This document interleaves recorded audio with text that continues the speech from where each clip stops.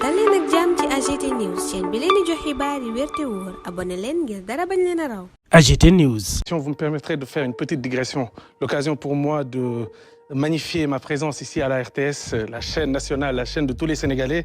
Donc c'est un honneur, un bonheur même, un privilège d'être ici. Je profite également de l'occasion pour féliciter et encourager le nouveau DG, M. Pape Alé Niang, qui à travers ce geste montre clairement sa volonté de rupture par rapport à ses prédécesseurs, mais également, c'est ce que je pense, il incite vraiment les Sénégalais à s'approprier la RTS. La RTS n'est pas seulement la tribune de l'État ou des activités gouvernementales, mais c'est véritablement l'affaire de tous. Donc c'est l'occasion aussi d'exprimer leur mécontentement ou leur souffrance, comme c'est le cas ici. Donc je l'invite vraiment à persévérer dans cette dynamique d'ouverture et d'élargissement, au plus grand bonheur en tout cas des Sénégalais. Pour en revenir à votre question, le mardi soir à 19h55, alors que naturellement je n'étais pas au bureau, je faisais du sport, les techniciens de Walfadjri m'ont appelé. Ils m'ont appelé pour m'informer qu'il y avait un départ de feu au niveau du studio principal. Donc c'est un studio multifonctionnel où on fait 80% des émissions de Walfadjri.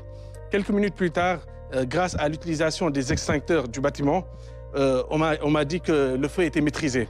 Par la suite, on s'est rendu compte en réalité qu'il y avait d'autres foyers, d'autres départs de feu et naturellement, les techniciens ne pouvaient pas faire face à ce multitude de foyers et on a rapidement appelé les sapeurs-pompiers qui sont venus quelques minutes plus tard et qui ont, après quelques heures, pu maîtriser le feu. C'est l'occasion pour moi, avant de vous donner la parole, de rendre hommage à ces sapeurs-pompiers qui ont véritablement risqué leur vie pour protéger le bâtiment de Walfadjri et protéger le personnel. Leur slogan « Sauver ou périr » n'est pas seulement un slogan, mais c'est vraiment quelque chose d'ancré en eux. Et donc, merci à eux. Mais quels sont les premiers éléments identifiés par les enquêteurs? S'agit-il d'un acte criminel ou tout simplement d'un accident? Écoutez, pour l'instant, l'enquête est en cours et en tant que juriste, il ne m'appartient pas de violer le secret de l'enquête. Donc, ce que je peux vous dire à ce moment-là, c'est que on a visionné les caméras de surveillance au niveau donc, des studios qui ont brûlé. Et ce qui est sûr et certain, c'est qu'il n'y a pas eu d'intervention humaine. Donc, le fait de l'homme est écarté, en tout cas a priori.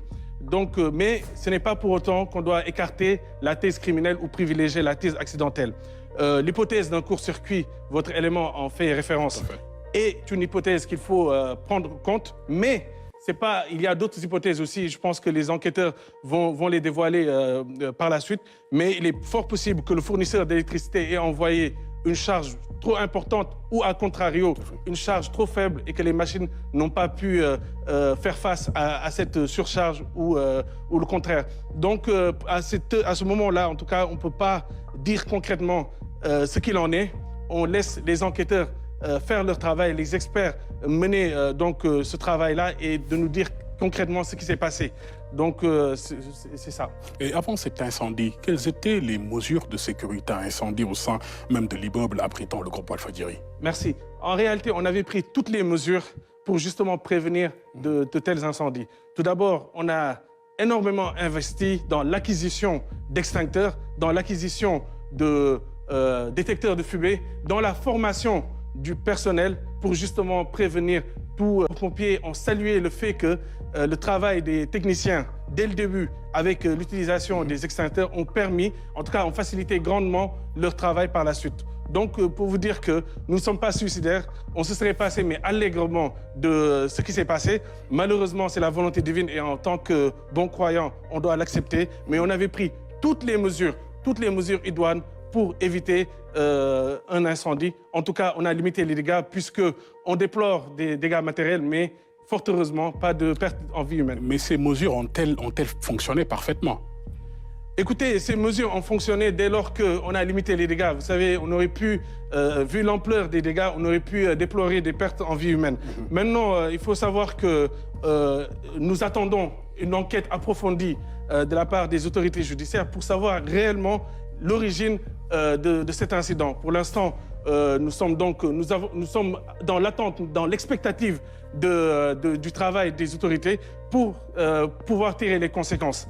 Mais avez-vous souscrit une assurance tout risque? Bien naturellement, nous n'avons pas souscrit une assurance, nous avons souscrit des assurances pour protéger non seulement le personnel de Walfadjri, pour protéger le bâtiment, pour protéger également le matériel. Donc on a eu pris toutes les mesures, mais comme vous le savez, les compagnies d'assurance exigent de connaître l'origine même du sinistre, avant même de pouvoir indemniser, pour savoir si c'est couvert ou pas. Donc c'est la raison pour laquelle, je vous le dis encore une fois, on attend le travail des enquêteurs pour connaître réellement ce qui s'est passé. Nous sommes les premiers demandeurs, en tout cas, des conclusions des enquêteurs pour non seulement être indemnisés par les assureurs, mais aussi pour prévenir par la suite un tel incendie pour que plus jamais nous ne connaissions en tout cas ce genre de mésaventures. Et en attendant, quelles sont les solutions à court terme, un plan à court terme pour reprendre disons par exemple les émissions de télé, radio, existe-t-il des installations temporaires envisagées?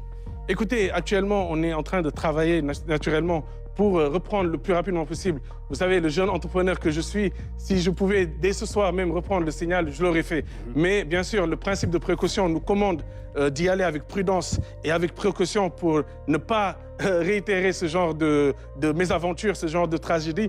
Et donc, bien entendu, nous sommes en train de confectionner en tout cas de nouveaux plateaux. Et malheureusement, en fait, le feu est allé jusqu'au salle serveur, salle régie. C'est la raison pour laquelle le travail est extrêmement difficile, extrêmement compliqué. Les pertes sont chiffrées, mais à des centaines de millions, donc c'est extrêmement compliqué. Vous dites que les pertes sont estimées à des centaines de millions. Comment l'estimation des dommages matériels ont été réalisés? Monsieur Fonseca, cet événement est une catastrophe. C'est une calamité, c'est plus que ça, c'est une tragédie. Les mots ne sont pas assez forts, hein. Il s'agit de la plus grande tragédie de l'histoire de la presse sénégalaise. Les pertes matérielles sont chiffrées à près d'un demi-milliard de francs CFA. 500 millions de francs CFA. 500 millions et peut-être même au-delà parce que l'enquête, on n'a pas tout chiffré, mais ça peut aller bien au-delà.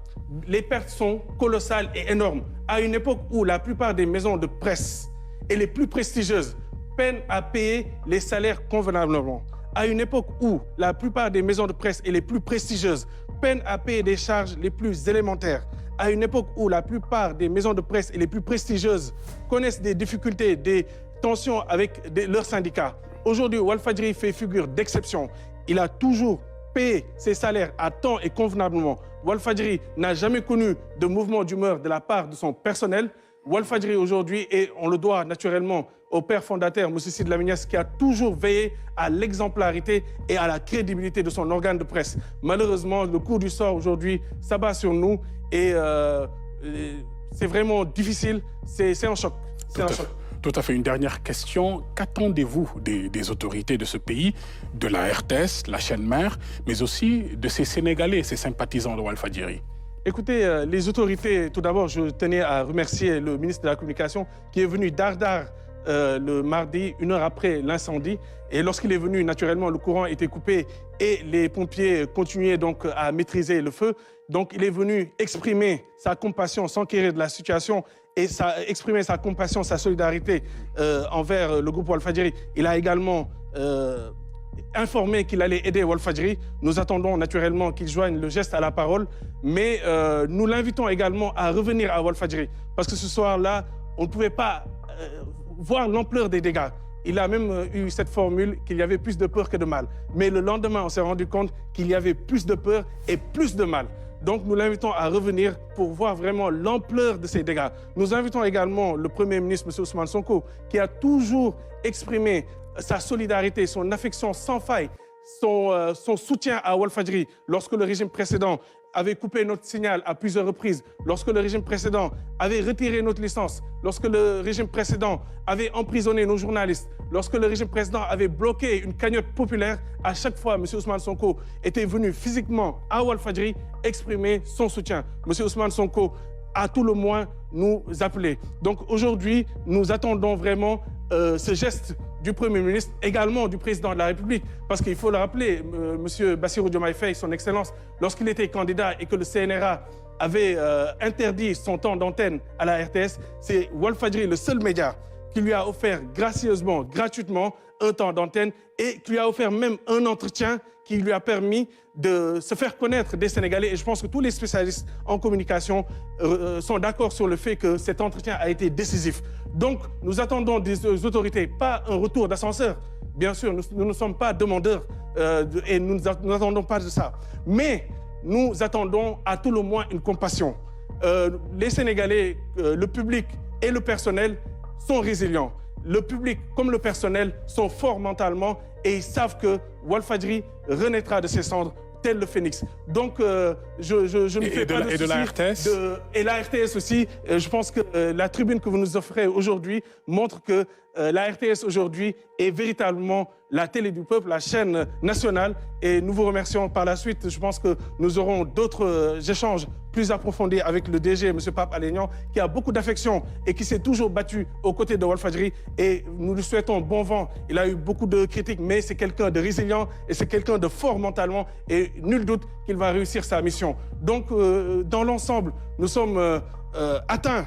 Et il y a une gravité, mais énorme, aujourd'hui, ce qui se passe à Walfadjri, mais nous allons réussir notre mission. Notre mission, c'est quoi? C'est de servir le peuple. Notre mission, c'est quoi? C'est d'être le mur des lamentations. Notre mission, c'est quoi? C'est d'être la voix du peuple. Donc, cette mission-là, nous allons le continuer. Vous savez, le père fondateur, Sidy Lamine Niasse, disait que Walfadjri allait avoir 100 ans. Au mois de janvier, nous avons fêté 40 ans. Donc, la route est encore longue et, Inch'Allah, nous allons continuer de plus belle. AGT News. dal leen ak jàmm ci AGT News chaîne bi leen di jox xibaar yi wér te wóor abonné leen ngir dara bañ leen a raw